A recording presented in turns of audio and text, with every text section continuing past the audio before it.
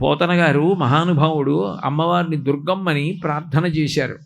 అమ్మలగన్నయమ్మ ముగురమ్మల మూలపుటమ్మ చాలా పెద్దమ్మ సురారులమ్మకడు పారడిబుచ్చినయమ్మ తన్నులూనమ్మిన వెల్పుటమ్మల మనంబున ఉండెడియమ్మ దుర్గమాయమ్మ కృపాబ్ధినిచ్యుత మహత్వ కవిత్వ పటుత్వ సంపదల్ అన్నారు. నాకు గొప్ప కవిత్వం ఇవ్వాలి, ఆ తల్లి అనుగ్రహంతో ఆ శారదాస్వరూపంగా అమ్మవారు అనుగ్రహిస్తే నేను భాగవతం 12 స్కంధాలు ఆంధ్రీకరించాలి అని కోరుకున్నారు. శారదనీరదిందు ఘనసార పటీలమరాళ మల్లికాహార తుషార ఫేన రజతాచలకాశ పణీశ కుందమందార సుధా పయోధిసిత తామర సామర వాహినీ శుభాకారత నొప్పు నిన్ను మది కానగనెన్నడు కల్గు భారతి. అమ్మా నీ అనుగ్రహంతో నేను ఎప్పుడమ్మా నిన్ను దర్శనం చేయడం అని తల్లి అనుగ్రహించిందంటే 12 స్కంధాలు అద్భుతమైనటువంటి పద్యాలతో ఎంత గొప్ప తెలుగు భాషకి కీర్తి వచ్చేటట్టుగా భాగవతాన్ని ఆంధ్రీకరించి మనకిచ్చారు.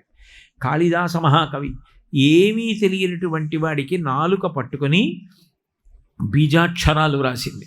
మాణిక్య వీణాం ముపలాలయంతీం మదాలసాం మంజులమద్విలాసాం మహేంద్ర నీలజ్యుతి కోమలాంగీం మాతంగకన్యాం మనసా స్మరామి.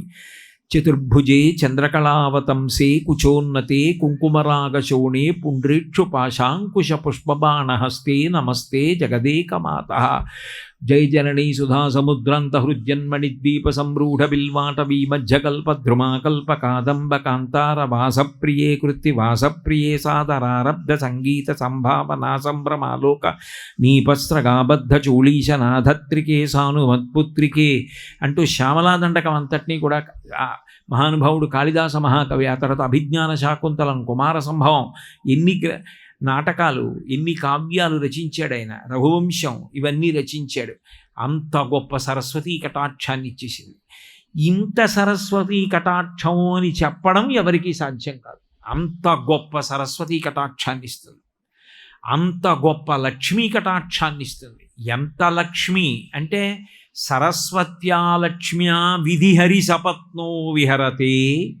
లక్ష్మీదేవి యొక్క భర్త అయిన శ్రీ మహావిష్ణువు అనుకుంటారట, నేను కదా లక్ష్మీదేవి భర్తని, ఈమె యొక్క విలాసం నాయందు కదా ఉండాలి, నాకన్నా ఇతను గొప్ప శ్రీమంతుడైపోయాడు.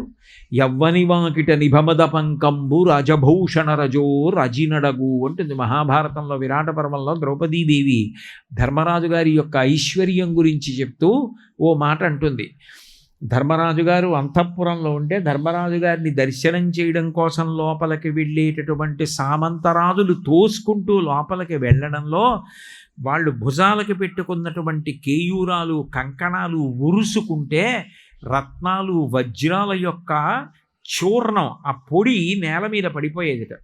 పడిపోతే ఆ బయట నిలబడినటువంటి మదపుటేనుగులు తొండములు నెత్తి ఘీంకరిస్తుంటే వాటి మద జలములు స్రవించి ఈ రత్నములు మాణిక్యముల యొక్క చూర్ణం అందులో కలిసిపోయి బురద కింద ఉండేదిట. అంతటి మహదైశ్వర్య సంపన్నుడైన వాడు ధర్మరాజు అంటుంది. ఎవ్వని గుణలత లేడు వారాశుల కడపటి కొండపై కలయబ్రాకు అంటుంది. అంతటి ఐశ్వర్యాన్ని ఇస్తుంది. ఆవిడ కానీ ఐశ్వర్యాన్ని ఇవ్వాలనుకుందా, అది ఇటువంటి ఐశ్వర్యం కాదు. ఐశ్వర్యాలలోకెల్లా గొప్ప ఐశ్వర్యం ఏమిటంటే నాకేం లేదన్న తృప్తి. ఇన్ని ఉన్నా ఇంకా ఏదో లేదనుకున్నవాడు దరిద్రుడు, నాకేం లేదనుకున్నవాడు నిజమైనటువంటి ఐశ్వర్యవంతుడు. వాడికి తృప్తి, వాడికి ఇంకా నాకు ఇది లేదన్న భావనే లేదు. అందుకే కౌపీనవంతక్కలు భాగ్యవంత అన్నారు శంకర్లు.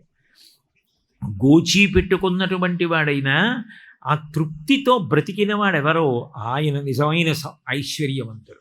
అటువంటి తృప్తినిస్తుంది, అటువంటి ఐశ్వర్యాన్ని ఇస్తుంది, అటువంటి రాజ్య సంపదనిస్తుంది.